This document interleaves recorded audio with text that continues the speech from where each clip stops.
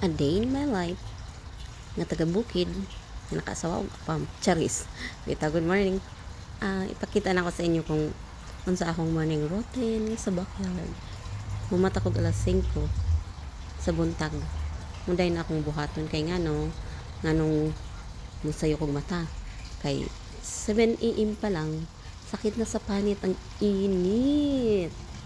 Noong mumata kog sayo para magbarili, pero dili pa tanan garden bed na anay tanom kay sobrang init kaso mong wa pay tanom bangin ika mga October pa ko magtanom sa tanan niya.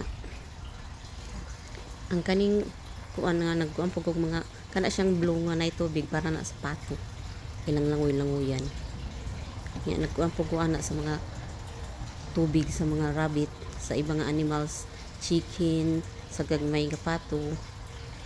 Kung mangutana mo nganong mahadlok og init, dili man sa mahadlok og init, bawal ko sa init kay na ako'y lupus, sensitive ko sa sunlight.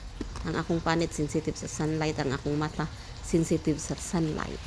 Maong kinahanglan ako mosayo og mata para di ko maabtan og init.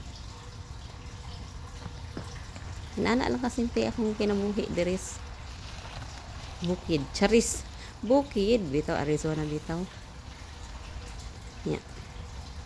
Ayaw mo kapuol ha og usara na ka side ang inyong nakita kay wa bay atay videographer, di ta ka afford ana puhuna og manato ta charis.